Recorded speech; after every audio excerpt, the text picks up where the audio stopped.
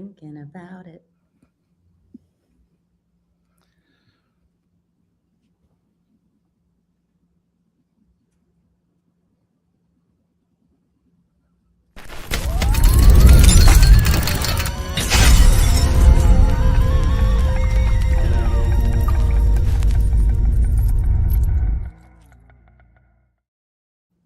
All right. Hey, guys. Happy New Year's 2026. It's a half hour horror with me, Aaron McLean. My co host, producer, as usual. Oh, hey, it's Chase. What's going on, buddy? Hey, I am doing great. I'm excited about today. Oh, First me episode too. of 2026. 2025 was an awesome year. Had a lot of awesome people on, and it's not going to be any different in 2026 as we're kicking off 2025 with an awesome guest. Oh, my gosh. It's unbelievable to have Tina Romero here. Thank you so much for joining us. Oh my God, you guys, this is the way I want to kick off my 2026. I'm so psyched to be here. Thank you for having me. Thank you for coming. Thank you. And for those of us who are tuning in, for our audience, happy 2026, y'all. Welcome to the new year. We are so excited to bring you guys awesome stuff. This is a pre-record because schedules. Tina's a very busy person, a DJ, a filmmaker, a multi-hyphenate across the board of all things that you could possibly do. But we're so excited. Obviously, I'm just going to go out and say it. The daughter of horror royalty, George Romero, who we have talked about on our show many times, but an accomplished filmmaker in your own right, who just took a stab at the zombie genre last year with Queens of the Dead, which you had way too much fun making that movie. Like, we had a little fun, yeah. Oh my gosh, what a cast! First of all, cast. It's it's all about the cast. This movie is a cast first movie, if you ask me. Every single one of them was a dream to work with. I keep saying, like, all queens, no divas on set. And you know, they're why we had fun, because this shoot was a slog. Okay. It was a hard movie to make. Low budget horror always is. It's always a bit of a shit show. And it was the height of a historic heat wave. We were shooting in Paterson, New Jersey, in a warehouse with no windows, blackout curtains. Like, we were drenched in sweat. Crew members were passing out. But Nina West was like, I'm fine. And she's in the most drag. She's in the huge wig, padding, makeup. And she was like, I'm good. What's wrong? I'm good. No. And I love it, though. It kind of set the bar, you know? And Julie J, too. Oh, my God. Julie J was not only in drag, she was in zombie prosthetics. She was like, they were just unbelievable. So funny, so professional, so down to get dirty. It was a family style shoot, which, you know, that's how my dad did it too. But it's not like I was like, oh, I'm going to go do exactly what my dad did. It just turned out to be another family style shoot. And we ate meals together, and the cast and the crew, they were on a first name basis, which is very special, and not often the case in this industry. And it was really a beautiful experience. And, you know, now that the baby is out and in the world, it's like all of the hard shit really falls away, and you're just like, oh my God, mostly it's good memories that remain, and I'm grateful for that. And it's amazing. That's the thing. You can go back and you look at movies like this that were really, you know, you put them on your back, you carry them through the blood, sweat, and tears of a scrappy production, and you can look back at that moment. You're like, that day it got up to 103, and you have a great story. And, you know, the fact that people can still be pro and still have a good time when the elements are against you, the time is against you. That really is what I respect from cast members, from crew members, because there's too many times when somebody's like, well, it's an hour past the time we said we were going to start. I'm done. I'm going to leave. Yeah, I'm out. And it's like, we're a team here. And like, I just want to shout out Katie O'Brien for a second, because Katie O'Brien, who I'm so grateful she said yes to doing this. I wrote to her. A large part of this pre-production process for me was all about writing letters. I wrote so many letters to so many people trying to get them to say yes. And it was a lot of no's. And then I got a magical yes from Dominique Jackson. She was my first magical yes. Really? What a magical yes to get, because Dominique Jackson is a legend. She's an icon. She is like so meaningful to the queer community. And so when people see her name attached, I think they give it a little bit more consideration. And so thank you, Dominique Jackson, for being my magical yes. And Katie O'Brien, and actually she engaged too early on before Love Lies Bleeding, because, like these things go, we had a couple false starts. Oh, no, not yet. Okay, we got to get more money. Oh, not yet. Yeah. So, there was attachments happening. By the way, this project has been in the works for almost a decade. It took me that long to get this sled up the mountain. But, Katie O'Brien and I connected maybe 3.5 years ago. And then Love Lies Bleeding came out. And I was like, oh my God, she's going to be good for me now. She's not going to want to do it. And I wrote her another letter and I was like, please still be in my movie. And she said yes, but she was shooting Mission Impossible at the same fucking time. And so my producer, Matt Miller, was like tirelessly on the phone with the team over at Mission Impossible, trying to like get an answer. And we were down to like 2 weeks before shoot and we didn't have a solid answer. And I was like, I don't care. I want her to gamble. I want to gamble on Katie. If we have to recast Dre at the 11th hour, we'll figure it out. Someone great exists in New York, but I want to roll the dice for Katie. And they ultimately made it work. And she flew back and forth between the UK and our production like 3 times, and I was so nervous because I knew that they had a smoothie truck over there and we had maybe some crumpled potato chips to give her, like it was just like in a way, it was like going between the glitter bitch party and the yum party and Queens of the Dead in the middle of nowhere, Jersey, where they were staying at like a Best Western across from the medieval times and a BP gas station, like there were no bells and whistles, but Katie O'Brien is salt of the earth, such a hard worker, takes her job very seriously. She asked me the most hard-hitting questions as an actor. She wanted to make sure all of her arc made sense. And not only that, she's playful, delightful, and just, I can't say enough wonderful things about her. And I could go on and on about every single one of these cast members for like a full hour. Every one of them is so special. That was the thing, is like all of them got these great moments in the spotlight. All of them get like, there must be, I don't know how like, shooting, there's, you edit it down. There must be so many hilarious outtakes and lines that these queens are spitting, and they were just hysterical. And you don't know if it's in the script or if they just said it on a whim, but it really is funny, and that adds to the fun of it.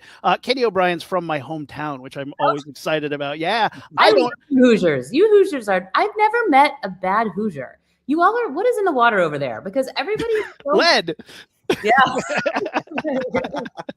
No, Aaron, I want to talk about that quickly, about the like balance of improv and script, because I think it's important when you're doing ensemble stuff, and like for filmmakers out there, like one of the things I really had to learn on this shoot was like, you can't always improv. Like you don't always have time to let people go off book, especially when you have an ensemble, because everyone's a ham and everyone's going to have ideas and everyone's going to want to do their bits. And I think like as a company, we had to sort of decide scene to scene, okay, we're sticking to the script. Okay, now you can play. And that's why so many of the improv lines are our buttons at the end of the scene, because like oftentimes we'd have to get everything in the can. It's a 1-camera shoot and like a 10-person cast. That you don't have time to cover everybody. So you can't do takes where you're like, okay, it's only on you, Katie. Do whatever you want. We had to swingle. We were on Steadicam the whole time, and we had to swingle to get our coverage and try to be as quick as we could. And so like by take 3, maybe we had it in the can, and then we would open it up and be like, okay, I'm going to not call cut, and you guys can go off book a little bit. And there's, like you said, the bloopers on the cutting room floor are just so plentiful. And it was really interesting, the dance that Aidan Hakimi, my fabulous editor, and I had to do, like, okay, is it a Barry button, or is it a Kelsey button, or is it a Dominique button? Because like, who do you want to give attention to? And that was an interesting dance to do, is like trying to not make it. We didn't want every joke to go to Barry. We didn't want every joke to go to Dominique. And so it's an interesting balance and an interesting dance. And I think, it can be, I think I thought going into this that I was going to let them improv a lot more. I was like, I'm going to have, and there just wasn't time. There's just not time. So that was a lesson for me, is like, you have to kind of plan your play, which is counterintuitive, but That's some film school stuff right there. That's invaluable lessons that like really you don't know. Cause like, I don't know how many times people like, oh, we'll just do like a found footage thing. We'll just like improv it all. And it's like, no, you're not. No, Yeah. you're not. That's not what's going to happen. We got you. That's a best laid plans in hell. And that's the quickest way to like sinking your movie. Yeah. So fun. The zombie walk in heels. Oh. How did somebody not break an ankle?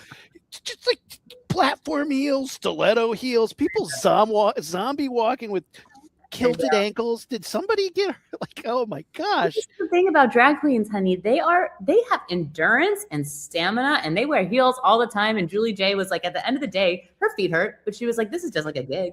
Yeah, you know, like a long gig. And she took the pain and the suffering, which she's familiar with, and kind of incorporated it into her zombie physicality in the best way. And her physical comedy is so good. I just think Zombie Queen is like my favorite zombie ever now. It used to be Bub. Now Zombie Queen is top. Amazing. Well, it was really fun to watch. And I have lots more questions, but Chase. I'm so glad you would. Yeah. One actor that I really enjoyed, because usually I've seen this actor in a lot of stuff and they kind of play more of like the stoic, kind of more grounded character. But this time they're playing a more silly, fun character, Jack Haven as Kelsey. I thought they were just absolutely phenomenal in their role. What a brilliant performer, and just like so full of creative energy. Kelsey was cast, and then the person cast as Kelsey had a conflict at the last minute, and so we had to recast Kelsey. And it was very important to me that Kelsey was a high femme character. I really wanted to represent the young, high femme, women-loving girls out there. You know, like the lesbians out there who are like, I am femme for, you know, like I am femme, but I love women. And Jack was still going by Bridget at the time, and their name came up, and I was like, hell yes. However, I want to just make sure that they're okay with this as part of their gender journey, because I know that their gender journey doesn't align with Kelsey's. And we got on a call and I was like, are you down to shave your legs and like be super girly? And they were like, say less. I love to play a high femme girl. I have an alter ego character that I'll channel. She's a Russian drag queen. Like, you know, I'm saying she now because Kelsey is such a she. And I just think Jack, you know, Kelsey could have been a boring character easily, but Jack went a little unhinged and like ditzy, but also not, like took it weird more than ditzy. And I think like they talked to me about channeling a little bit of Barbara, you know, a little of the Barbara drama and a little bit of like, you know, this Russian queen, but like, you know, there's something going on in Kelsey's mind, but yet she plays it a little bit ditzy. It's just a perfect balance for me. And I think Kelsey is fucking hilarious. And it's all for me about the axe moment when I feel like people come around to Kelsey and start screaming like an animal. Like, yeah, the axe in the leg is so great. And I also need to know, as a DJ, are you going to remix "Axe in My Leg," bleeding all over the floor? That needs a remix. That is the drop right there. Just silence and "Axe in my leg," bleeding all over the floor. Just like crack. Erin Judge, my co-writer, my brilliant co-writer, she from the day she was on set that day. She was on set the day that we shot that, and it was scripted. That was scripted as Kelsey being on the floor singing "When the dog bites, when the axe stings." And and we're about to roll, and my producer's like, you know, you can't actually do that. We can't do Sound of Music. And I was like, oh. Yeah. So a needle drop from Sound of Music's probably $50,000 easy. And yeah, there's no music. And so I like go over to Jack and I was like, how do you feel about just riffing? And they were like, got you, no problem. And they did a couple different versions. That one, the one that's in there is their pop version, but there was like an old drunken Irish sailor song version of this. And they were all hilarious. The pop version is so good. And Erin Judge keeps saying like, we have to remix that track and put it out. The second I heard that, I was like, I think a DJ could do something with this. This is a great song. It's catchy. It cut back and she's still singing it. I was like, this is fun. Zombie kills. Look, it is so hard. I mean, there's been a million zombie movies. There's been 11 years of a zombie TV show. They've killed zombies every single way. You got to come in and do something completely different because nobody comes into these spaces with zombies and gets to kill people with curling irons, disco balls, stiletto heels. That is so much fun. Corkscrews on shoes. Can you talk to me a little bit about planning those zombie kills and how you achieve those? I'm so psyched that you clocked the corkscrew on the heel, on the shoe. That's so great because it's a quick shot. You know, from the beginning, the conceit for me was it's boring to kill zombies with guns. I don't care. For me personally, I just think it's boring. And I wanted to also capture the spirit of the queer community, which is a very DIY, make it work shit. Nobody's got guns around here. Well, but what do we have? We got costumes, we got hot glue guns, we got all kinds of stilettos, you know, we got curling irons. And I wanted to do DIY weaponry. Now, the reality of that, when you have no money and you have no time, is how do you pull this shit off safely? And it was so, I have to just chalk it up to my prop master, Aaron Hodson, and my stunt coordinator, Drew Leary. They stuck with me all the way. I was like, I really don't want to lose the spirit of this. Like, how can we pull this off? We have no rehearsal time. We have no time. We had like 2 days to shoot this battle scene. We've got extras. We've got stunts. And we just, you know, we had our kill wish list, which was like curling iron, corkscrew to the eye, and Jaquel having his stiletto mace head. And all of these things, by the way, they had to be fabricated in stunt foam because we had all these extras around. Yep.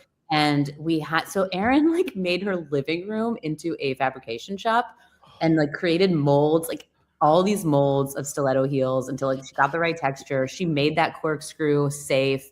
And the curling iron was like, you know, had a falsy top and oh my God, Turtleneck, who gets the curling iron, you know, our big genius plan was that he was going to hit a vape really hard before we rolled and then exhale smoke out of his mouth. And he tells me that today, he's like, I've never taken a smoke of anything in my life. I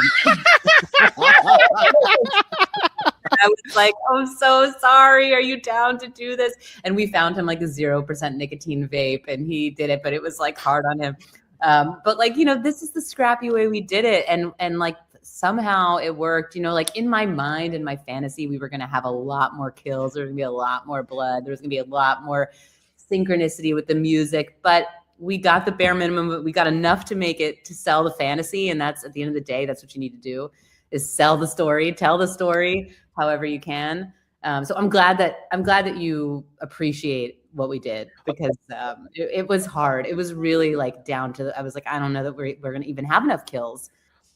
It's really hard. It's really hard because the second you're like, let's introduce blood, gags, stunts. Oh my God. You have gone from what could take you an hour to shoot to all day. You could spend all day on a gag and never get it. And then you like, it is, you guys pulled it off. And like I said, yep. Uniqueness that you've never seen before. And that to me is a feather in your cap that nobody can take away because of all the years of zombies and all the versions we've seen of this, gunshots and this and that and you know everything. I've never seen a disco ball crush a zombie queen to death and glitter explode out of them. I love the curling iron thing because again, I'm always looking at a curling iron. I'm like, yeah, we got to use this somehow, and you guys did it. That's great. You guys did it before The Walking Dead. That's awesome. Yes. The Chekhov's crossbow. The whole time I'm like, just shoot the crossbow. Crossbow. Chekhov's crossbow. They never Chekhov's crossbow. Oh my God. To the last shot. Yeah, it was just too fun and defied expectations for me. And I've seen every zombie movie ever. Like I literally have seen it all. So you guys have fun and there's just being unique and giving people a good time. Well received. People are other people having a good time with it? You know, I have to say, I'm pretty psyched that, you know, we make money at the box office? No. Nobody does. Shh, that's a secret. Nobody makes any money anymore. Did we break even? No. But I will say we haven't yet been panned in the press. And I'm very grateful for that. I was bracing myself for the worst, and I'm sure I actually have made a choice to not read comments, like comments on the Letterboxd, comments on the Shutter. Like I decided for myself, I'm not going to even go there because I don't want to. It's my baby. I'm not ready for that. But the reviews, even the people who are soft on the movie and didn't really like it, they're like, wasn't for me, but it might be for you. I think that's the thing, because camp cinema, camp films, invite you to have fun. And if it says you're not having fun, I guess you're not in the party. Yeah. And I think everybody's like, I want to be at this party, so have fun with us, or you can go outside with the zombie. Yeah. That's what I've been saying is like, look, everyone's invited to the party, but you don't have to come if you don't want to come. Yeah, you don't have to stay. Like, it's so good. I honestly think you nailed the camp, because that's the thing with camp. It's so hard to get. And there's a lot of people who kind of misinterpret it, but you nailed it perfectly. It was fun, gory, silly. I laughed at a lot of the kind of gorier moments. And speaking of the music, yes, one needle drop. We talked to your composer, Martin from Blitz Berlin, a couple. Oh my God, Martin from Blitz Berlin is one of my favorite humans. Blitz Berlin is incredible. They're so good at what they do. Yeah. Oh yeah, they were awesome. But he mentioned, and I heard it in the movie too, that there's a needle drop for Blow by Kesha. Huge hit back in the day. Is there like a cool story how you were able to use that? Like, did you get in touch with Kesha, or is there like a neat story behind that? It's a story of me just reaching in we had to clear one song ahead of time because it's a lip sync, and we needed to know what we were shooting, and we needed to shoot it to playback. And so I made my little list. By the way, I wrote music cues into the script, which they advise you not to do, because to producers, it's just like money, money, money, and it scares them away. I did that because I wanted producers to know that we need to save some money for music, because this is a music forward film. I am a DJ. My ego depends on there being some music in this movie. Did we have? It's a gay film too. You got to have like some pop divas in there. It's a gay club film with a drag number at the beginning. Like, we have to have a piece of something. A sacrilegious drag number at the beginning. Yeah. Yes, baby. And of course we had nothing left over for music, of course. And we barely had anything to clear this song at the beginning. But so I made my little list of like, here are some 5 tracks that I think could work. And my criteria was like, it's drag. So what's a track that like maybe more than one generation will recognize, something that's a crowd pleaser, like, it, you've heard it, you might be able to sing along with it. And what's lyrically appropriate for the situation. And Blow was always at the top of my list. Like, I am a big fan of that Kesha era, and I'm a fan of the Kesha comeback too. But Blow was the one that just kept coming back to me. And I also was really excited by the idea of when we bring it back around for the bookend at the end. I loved the idea of doing like a ballady dark synth cover of Blow. I just thought it would be so interesting, broken down to a down tempo, and like the lyrics are silly, but they're appropriate. And so Maggie Phillips, a music supervisor who is far beyond our pay grade, agreed to work with us for like no money. And I can't thank her enough, because when you have a music supervisor who's as good as she is and who's connected, she knows how to get into Universal and like do the harassment and get the answers. And she was able to make that happen for us. She cleared Kesha as a cover track. Okay. So as a cover for 2 uses, at a price that we could manage. And then when it came back time to bake it all in, we had no money. But I was like beside myself, because what was on the table was the option of doing a Kesha sound-alike cover at the beginning. And I was like, it's homophobic to do a Kesha sound-alike cover at the beginning of this film. In the year of a Kesha comeback, it's homophobic. And I kicked and I screamed and I threw a tantrum. And then I called everybody that I knew and I raised more money. I begged and I got the money together I got like $50,000 together so that I could get my 4 needle drops And my foreign needle drops, which are Kesha, that was our MFN. Like nobody could cost more than Kesha. I think all in and I can't believe they said yes. They let us have Kesha, 2 uses. One's the cover at the end, and then the original Kesha at the beginning. And we were in for 50 grand. That was 50 grand for that. Yeah. And then we got Bizarre Inc. I'm Gonna Get You, my 90s darling in there. We got Let's Have a Kiki by the Scissor Sisters. And then we got Tomas Matos make an entrance. And I'm a happy girl. I have 4 needle drops, and the rest is Library and Blitz Berlin. And I feel like that works for me. I'm glad I have those 4. So, would I have liked to put like tons of crazy tracks in here? Yes, but Blitz Berlin knows how to give you the feeling of club throughout. Like they know how to do the nostalgic 80s synth, the analog synths that get you all emotional and make you feel.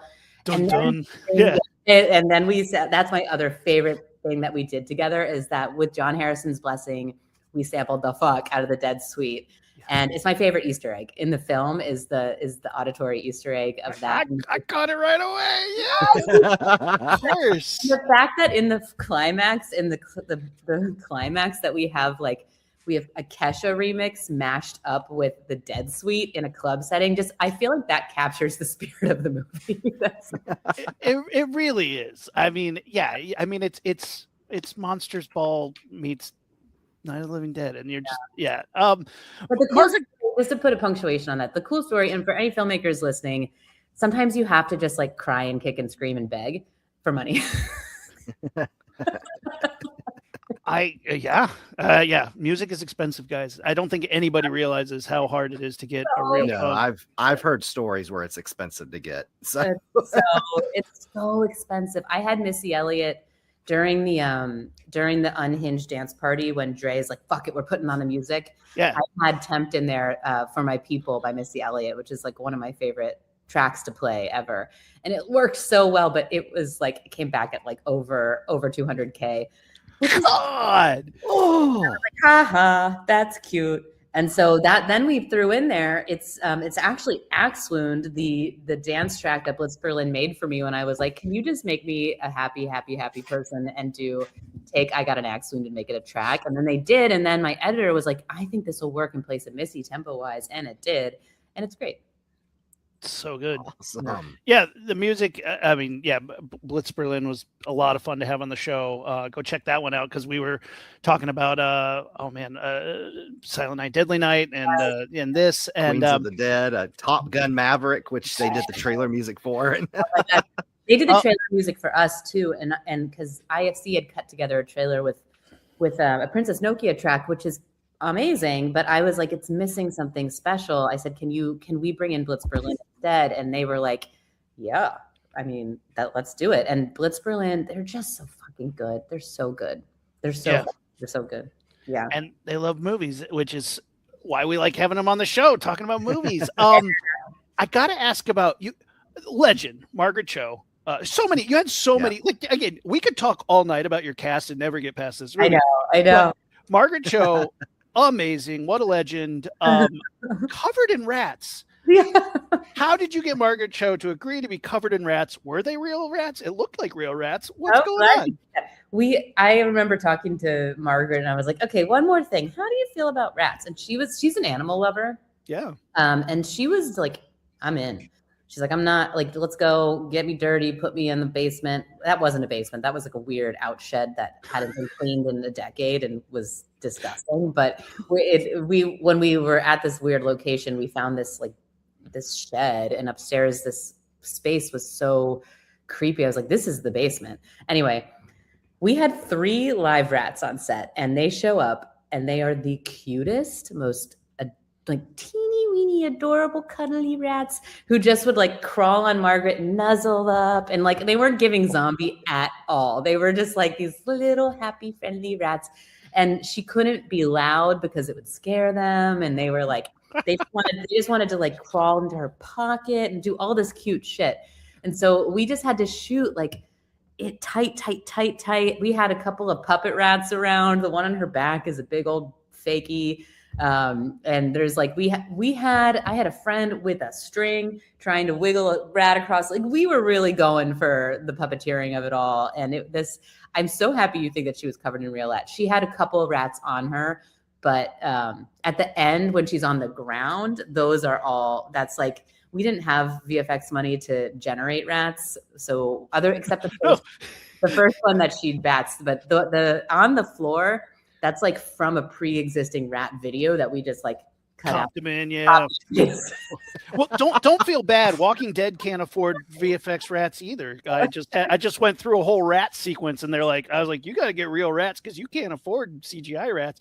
And so they came with a trash can full of rats, and they put the rats on top of this zombie puppet to be like, and the rats were like, I want to hide, and they like crawl under the puppet. Yeah. And people are like, can the rats do this? And the owner's like, no, the rats will do whatever they want. You can't. They're not actors. Yeah. The animal will do whatever it wants, and you will film it. Like that. What's the first thing they tell you in film school? No animals, no babies. You had both. You had zombie animals and a zombie baby. A puppet baby, I think. It is a puppet made by Tom Savini and his team. That was my SOS call to them. I was like, please, you guys, I need your help. My producers want to use a real baby at 4 a.m. and I can't. And you get. I think the time at 4 a.m. is you get 3 minutes, and then they got to be back in bed. Yeah, exactly. Yeah. 3 minutes on set. And my feeling was, from the beginning, I was like, I would rather have charmingly bad practical effects than like shitty CGI. And the conceit of this movie is that, like, the spirit of this movie is like, yeah, it's a puppet.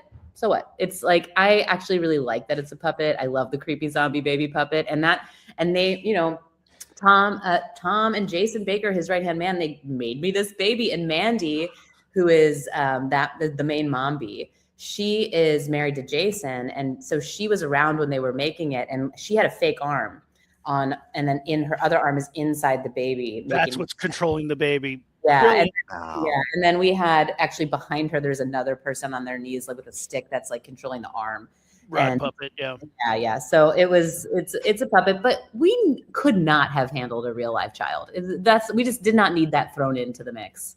No, it's always a mess. Babies, no babies, no animals. That's funny though, and I love to hear that that's from Tom. I mean, again, legend. He's the mayor. He's the mayor. And we didn't shoot the mayor till far after, and I was like, "Who's the mayor? Who's the mayor?" And I was asking Tom, and I had to pull his leg a little bit, but he's ultimately said yes, and I'm so happy he did because it's amazing to watch this film. I loved him in it. I love him too. I mean, his little laugh when he's like. We actually shot, that was scripted as that scene was supposed to be on a yacht, a getaway yacht, where the mayor is giving the broadcast and they hit a wave and the camera turns and like we see he's got these hot beach babes and they're getting the hell out of Dodge. The idea being that like he's saying stay put, but on his way out. Yeah.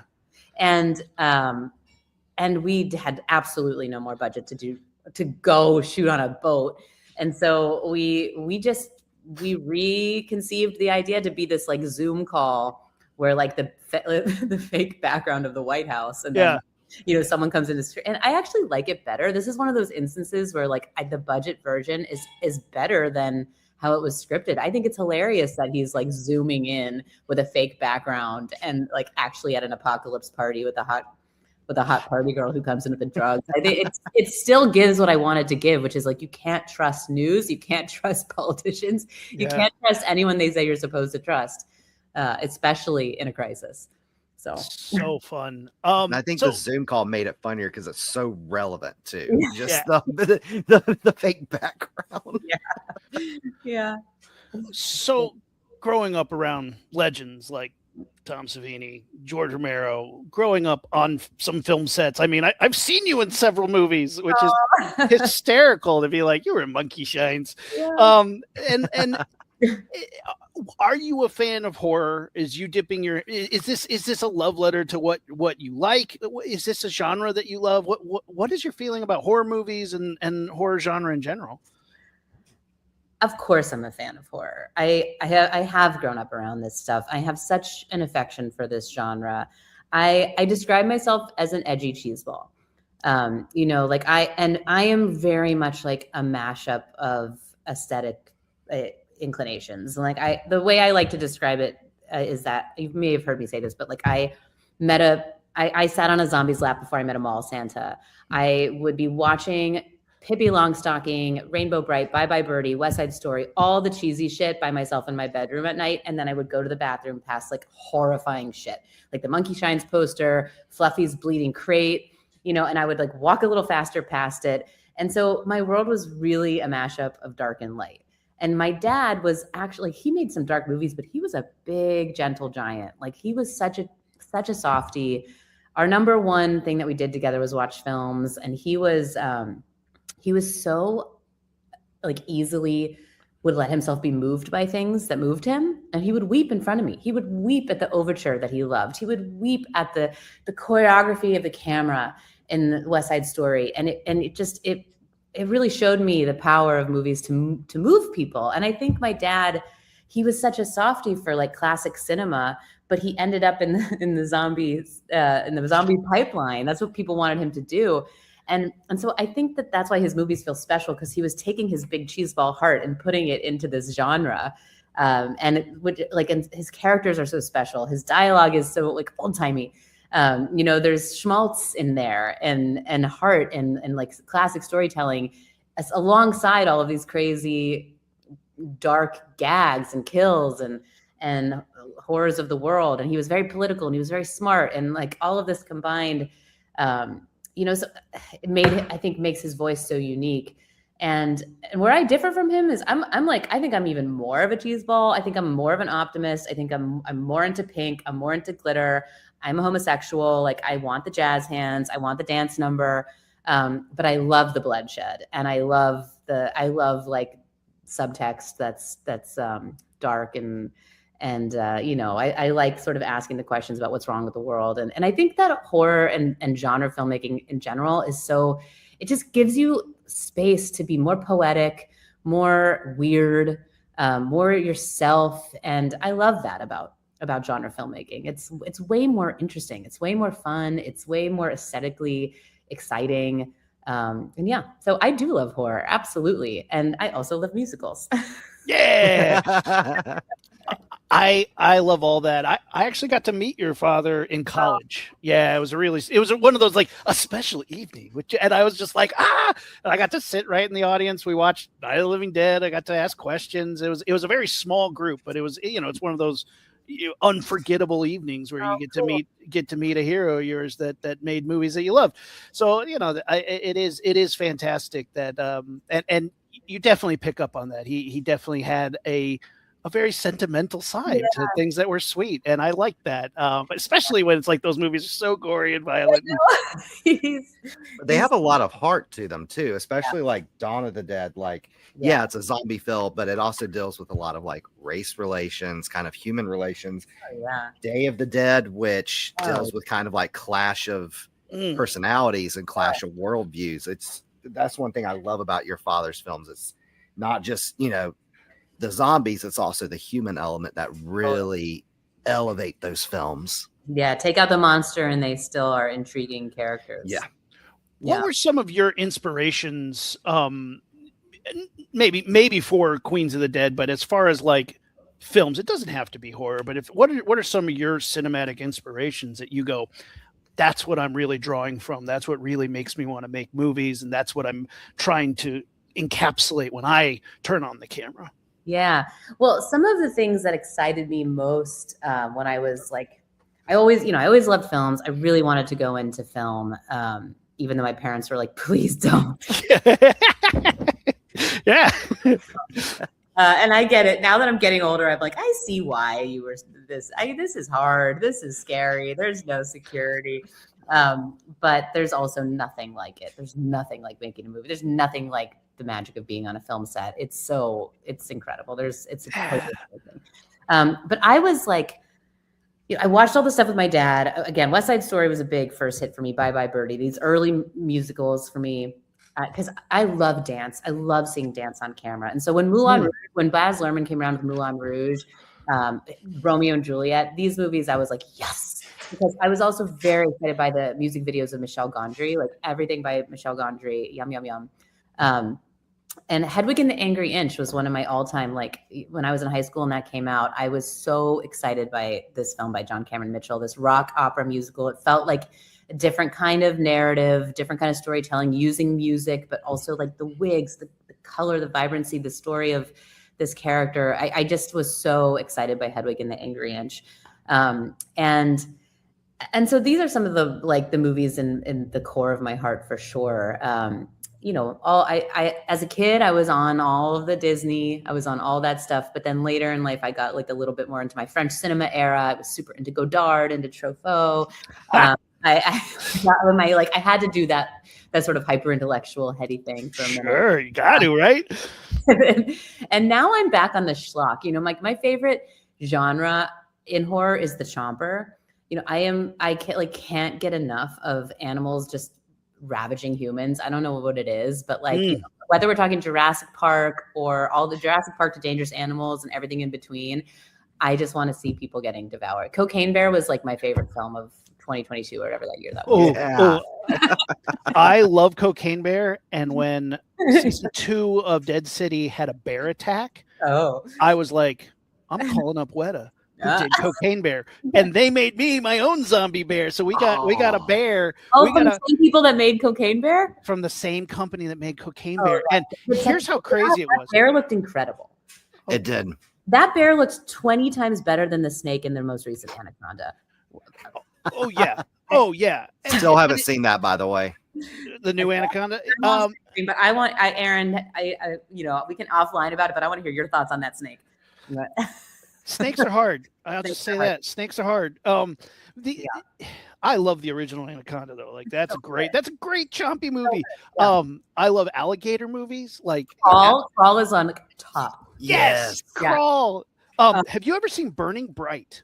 No. Yes. Oh, see, this is my favorite thing to do is to find the rare movie that somebody hasn't seen. I get really excited.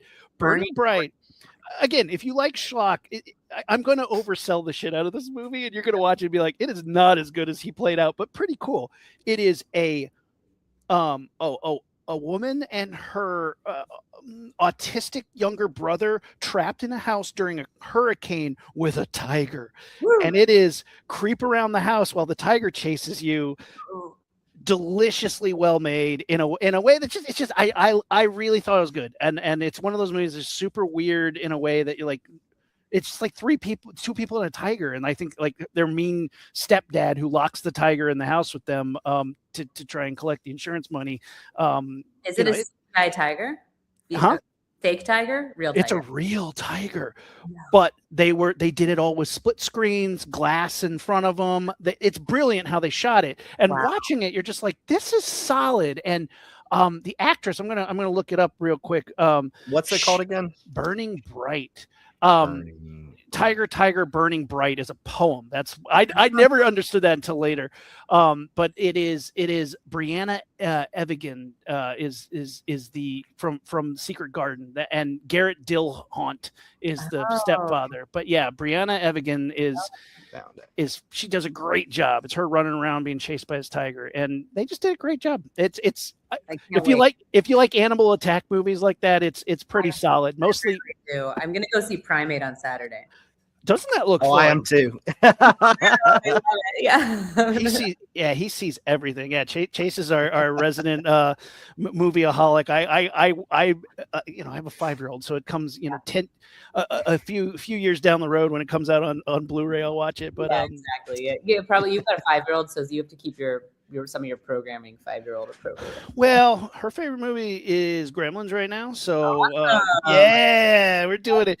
I was just telling Chase, I ran into Zach Galligan at the drugstore over break, and it was my most embarrassing celebrity meeting ever in my life because I didn't expect to run into him. So he sees me, and I'm like, and immediately, like, my face gave away that I recognized him, and he's like, yep. And I'm just like, oh, God. I blew it so good. Oh, I love it.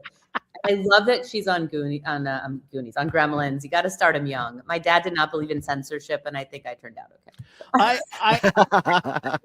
I'm sort of on that. Like there's one part of Gremlins that I still fast forward, and it's not because of the violence; it's because of the Santa Claus. Yeah.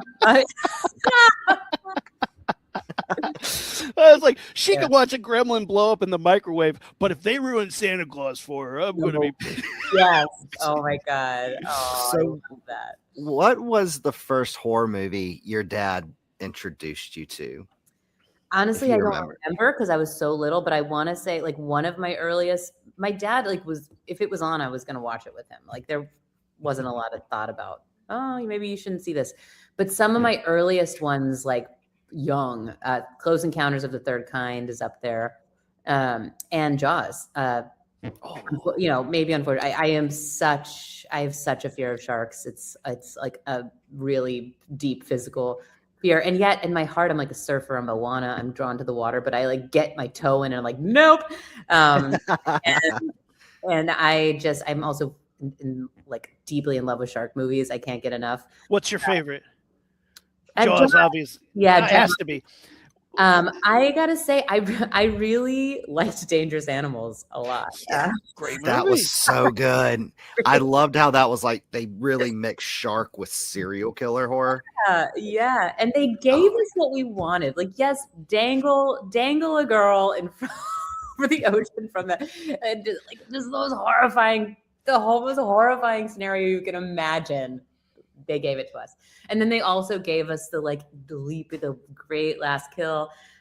Is it my favorite? No, but I really, really like it. It's on my mind because I just watched it recently and I really liked it. I really like The Reef.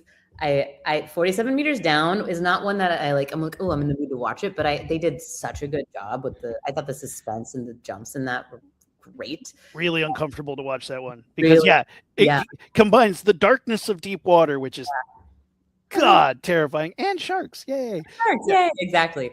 I mean, I just can't. I love shark movies and I'm deeply terrified. And I think it's probably Jaws related at a young age. Like, you know. What's your thoughts on Deep Blue Sea?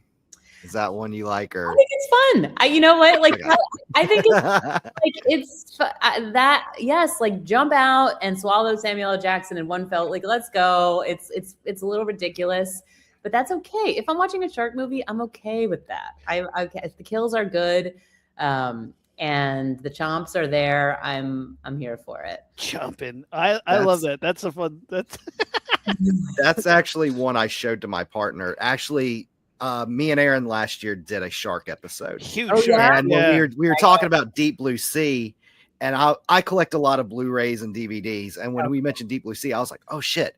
I don't have that in my collection. So as we were on air, I was adding it to my Amazon cart. On air, yeah.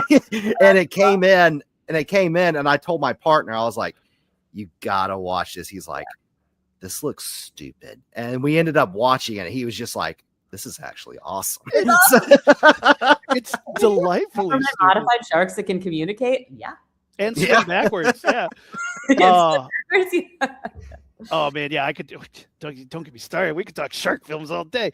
I love. That's what I love about genres. There's so many subgenres, and like every episode that Chase and I do, we like build a list of like really tight subgenres, like oddly specific movies about melting, movies about sharks, movies, very specific things. What are the melting? I want to see that list. Melt movies, yeah. There's not very many good ones, but there's a lot of melt. The Incredible Melting Man, Body Melt.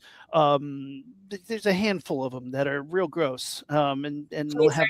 Are you like a movie a day kind of guy? Do you watch a movie every day? I try to. I used to be, but this last year, it's funny. Everybody's putting out their Letterboxd lists, and they're like, my brother's like, I watched 236 films. Wow. I didn't have internet in my hotel, so I watched like 30 movies last year, and I feel like just deprived of cinema. But I did see more movies in the theater than I normally see. I got to see Frankenstein in 35. I got to see I got my altercation at Weapons. Like I saw Silent Night, Deadly Night. I did get to go see movies with people, and that was exciting. Well, that's the best. And actually, me too. I've had a really busy year, so I've also kind of had like I haven't watched as many movies as I normally would like to. But the ones I did watch, I did try to go to the theater a lot more this year. And it's just the best. It's like the best way to see a movie is in a room with people. And I hope that stays. I really hope that we don't lose that. I just saw some quote, Leonardo DiCaprio saying like, will movie theaters become like jazz bars, like obsolete sort of things of the past? I hope that that's not true. He's going to the wrong jazz bars. I'm just saying, because jazz bars aren't obsolete because jazz is amazing. Yeah. I hope it becomes like a jazz bar where it's an elite group of people with eclectic taste all coming together for the same purpose, to get weird with it, have some laughs, have a drink or two, and enjoy art. Because I had one of the worst cinema going experiences of my life this year. No. I got an altercation with some high school students. That's what you meant by altercation at weapons. Oh, no, yeah. So they were being very rude, and I had them kicked out. I went out and just I handled it like an adult, and then I go outside and they chased me in their Jeep. And it was so it was very bizarre. What did you just like? I ran more than I'd run in the past 5 years. Just I put on my Terminator run and just. I had the complete opposite weapons experience. Me and my partner went immediately after we both got off from our respective jobs, straight to the theater, and everyone was quiet. Then I remember Aaron messaging me, he's like, I just got chased by a bunch of teenagers. It's funny now, but yeah, at the time it was that's a weird thing to happen after Weapons, when like the creepiest thing about that movie is the run. Right. But that's how I ran. Doing my Naruto run. But the funniest thing is, somebody my age got stabbed at a weapons screening in Boston, and everybody's like, "Is this you?" And I'm like, "Do I look stabbed to you?" That sucks. Yeah, so the movie theaters in Boston were a little bit rowdy. It was weird. So I don't know. Maybe a jazz club would be something I'd be more into too. But I do love the collective experience, and I do love when people share those moments, whether it be a concert as a DJ. This, that moment where you have this symbiosis with the people around you and the experience you're having. That's really important because it makes us feel one, even though we're all different. When you're vibing to the movie, when you're vibing to the music, when you can just let go and enjoy and still feel like you're part of this group, that's an important thing that we don't get from our phones. I don't even have my phone with me, thank goodness. But we don't get that. We don't get that from this. And that's a big part of what your movie's showing, is like when you lose sight of it and you're lost in this, you're not one with the people around you. And I think that is such an important thing that I hope it doesn't go away. But also we need more movies that, when every movie is $1 billion tentpole film, it's not speaking to people the same way that a small movie like Queens of the Dead might. No, I will. That's to, like, when you look up, our family tradition, we go to the movies on Christmas every year, and this year the lineup was like not that exciting. And it's like the same big box movies with the same. It's something in the system is clearly broken. It seems like that's not the case. It's the case in like every industry, really. It's publishing, it's film, it's the government. It's all of it's broken. I don't have any good ideas about how to fix it, other than can we at least stop? Like, can we redistribute those budgets a little bit? Like, did we have to spend $45 million on Anaconda? Can we take that down to like I don't know, a cute 30, and then give a 15 million to like indie film? Why do we have to put all the money into a couple movies? Can't we spread it around a little bit more? Also we get distribution. How can we get distribution for these films? Doing the festival circuit was so fun this summer because I got to see so many dope movies that I hope that they get to see a screen. I hope. They're so good. They're so worthy. And people don't want to put out indie film. And it's like, I don't know why, but I think if there was more risk taken on these films, like given a proper release, people would go. I think people would go to see small. Now, one thing I thought was really cool about Queens of the Dead was that where a lot of these streaming services kind of want to suppress the theatrical experience. They want all eyes to go on their streaming service. Yeah. Queens of the Dead was picked up by Shudder, and Shudder for the last several years have been about the theatrical experiences. They've released Queens of the Dead, Late Night with the Devil, Clown in the Cornfield, all in theaters. And that's one thing I really appreciate about Shudder. And anytime I see a Shudder film is getting a theatrical release, I will go out of my way to go see it in theaters. I love that you do that. Yeah. Just because I love that it's a streaming service, but they're like, but we also still respect the theatrical release. Yeah. We also still respect the physical media release, which they still do. And whenever Queens of the Dead comes out, I will be adding that to my collection. Oh, I hope we get one. I gotta keep asking and knocking and annoying them about it. But I really hope we get one. And independent film company and Shudder, they are so dope for this. They believe that all films should get a second in the spotlight on screen, and I love them for that. It is so cool. It is so, it's so cool. We got a little limited release. We got to be on 150 screens for a weekend, and that was a big deal. And it's sad to me that that's not the case for more films. Right. And like you said, going on the festival circuit, you see so many films that are so deserving of a spotlight. I will always rally that, just make less films. Like when a movie that Katie was in, why am I blanking on the boxing movie? Christy. Yeah. Christy. That movie got made $6 million, and they're like, oh, box office failure. And I was like, wait. $6 million shouldn't be the failure. The fact that you spent $70 million on it the problem. Is the problem. Yeah. That movie is not a $40 million movie. It should be a $6 million movie, and then you made $6 million back, and hey, it did all right. You made your money. But when multiple combat sports movies were like The Rock's movie made $30 million, and they were like, fail, what a failure. And you're like, that should be great. That should be great. Yeah. But it was made on a $50 million budget, which even a bunch of my buddies were talking about seeing it, and we're in a group chat, and they were like, yeah, The Rock's new movie didn't do well weekend. It was $50 million budget. And I was like, why is it a $50 million budget? That's an A24 film. Usually they make their films for like $2 and a stick of chewing gum. The Oscar award-winning film, The Wrestler, Mickey Rourke's. I was going to say Mickey Rooney. That would be a different movie. Mickey Rourke's The Wrestler. That was a $6 million movie, and it did gangbusters. And you can still make that movie for that amount of money. But we could talk about the failures of the film industry all night long. But what if we make a rule? Okay, Hollywood, this year no movies can cost more than $10 million. Everything has to be made for $10 million. Let's see what you do. Oh my gosh. And that's the A24 model. I think it means that we can't pay Jennifer Lawrence her fee. And maybe that's okay. I love Jennifer Lawrence. I'm not saying anything against it, but I do think a bulk of these budgets are going to pay actors millions and millions and millions of dollars. And do they really need that? They'll probably, and this would, if we made the rule that no movie can be more than 10 mil, maybe it would wean out the people who really want to make movies and the people who are in it for the. Plus there are such things as back end deals where they get a certain percentage of the box office. I was actually watching a thing where it said Tom Cruise for Top Gun Maverick took less than his usual salary up front to do it. How gracious. And he signed on just to get a portion of the box office. They said by the time the theatrical run was done, he walked out with $100 million paycheck.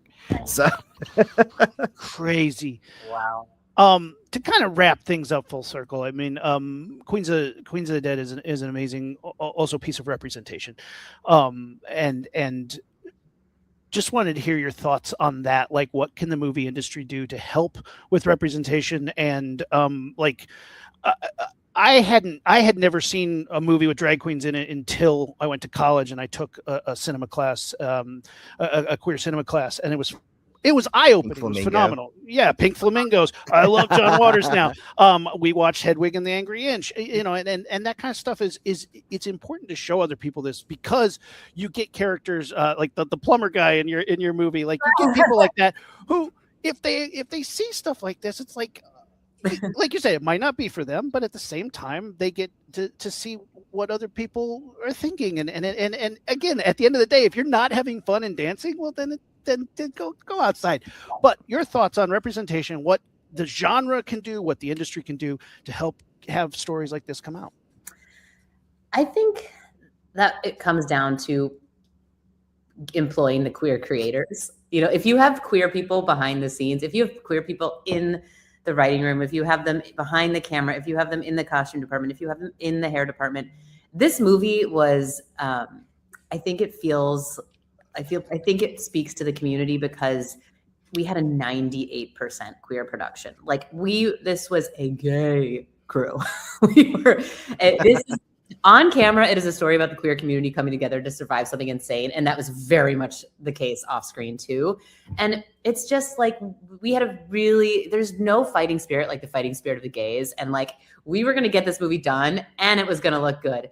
And I just love that, like, these people go through this crazy night and like not a hair is out of place. Like our hair and makeup team was small and mighty. We had 2 people on hair and there is so much hair in this movie. A lot of hair. There's a lot of hair in this movie. And you know, I do think that like that when you have queer voices doing the creating and not, you're not trying to like shove it down people's throats and like you're not like, okay, Chrissy, for example, that is a queer story, but it feels extremely straight to me. That feels like a film that is coming from a straight filmmaker.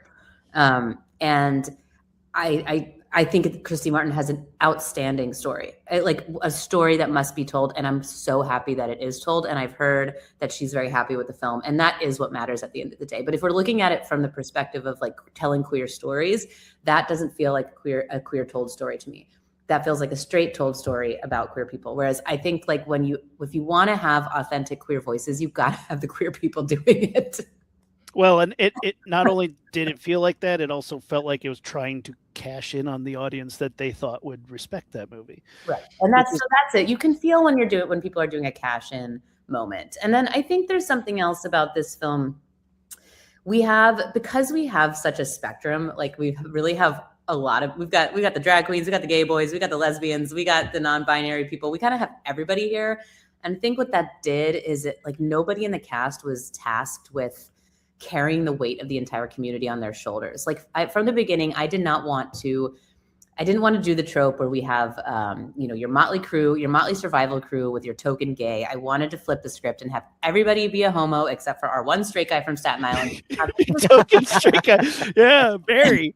Poor Barry didn't think he was going to be here on the night that the dead started to rise. But at the end of the day, he's kind of happy that he is. And his character was really important to me. That character of Barry was somebody who is based on my brother, number one, my own little brother. And he and I are like, could not be on more different algorithms. Okay. We listen to very different podcasts. But I have had the experience of bringing him to a drag bar in Bushwick. And was he freaked out by what he saw in the bathroom? Yes. But was he like excited by it at the end of the night? And has he like requested to go back? Yes. Like his world was opened. And so much of what goes on is like about so much of what goes on in the fighting and the like attack of the like, the gays are ruining everything and vice versa. It's like a lack of understanding and a lack of experience and a lack of exposure more than it's really about homophobia. And I think at least. And so I wanted to use Barry as a foil more than a villain. I didn't want him to be the first one dead. I didn't want him to be like the super villain of the whole thing. I wanted him to be like innocently condescending and sort of like this voice of the outsider to the community who actually like, and it's not just him kind of pushing away the community. It's also the gays not being so friendly to him. It goes both ways. It takes 2 to tango. And I think so I think Barry is like my surrogate for audience members who don't necessarily know this world at all, but also like an important and represents something important, which is like you've got to give people a chance. Give people a chance before you write them off. If you don't give people a stepping stone, then you've already locked them outside to be eaten by the zombies, to become one of the zombies, right? Like, and you hit exactly what I wanted, where that question was going. That is exactly the truth. And I think just meet more people. If you're afraid of something, if you're afraid of people, meet more of them, and then determine what your feelings are. Because at the end of the day, you just haven't met enough people. I mean, and don't diss the community. Don't get all like on your high horse about how like shitty a community is before you've stepped foot inside of it. Don't because of what you read online. Like, don't trust what you see online. Go watch a drag show. Go talk to a trans person. Just meet people. Like you said, meet more people, talk to more people, do it in face to face. Like, get off your phone. Get off your phone. Throw your phone under a bus. Yeah. And go to the movies. Go to independent movies. Yeah. Go with your newfound friends to independent cinema and enjoy the popcorn together in the dark. It will be so fun, I promise. Tina, thank you.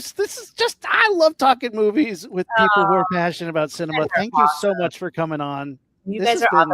I can't wait to go listen to your Shark episode. I'm going to go listen to your Blitz Berlin episode and your Shark episode. Oh, thank you. Yeah, you do. I'll send you the links to them. Oh, amazing.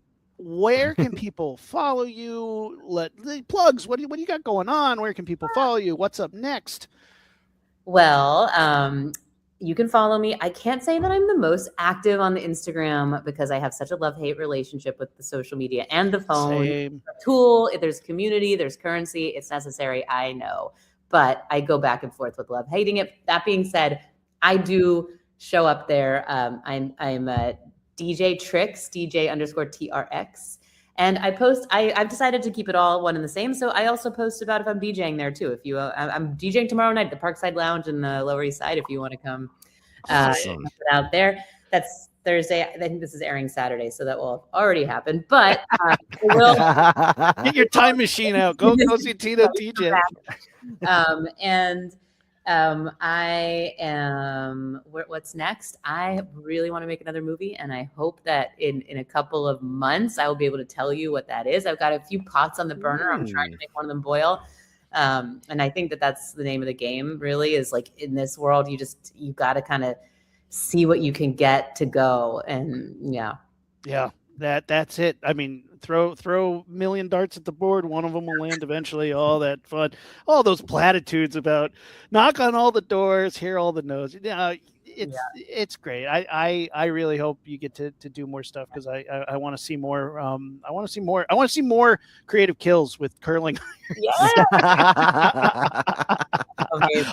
While I'm here, I should also talk about the Garf. For anyone listening, if you're a Romero fan, please check out the George A. Romero Foundation, fondly known as the Garf. We're doing a lot of work to help young filmmakers, preserving his legacy. We work with the University of Pittsburgh. His archive is actually at the University of Pittsburgh. You can go there and you can read drafts of Dawn of the Dead.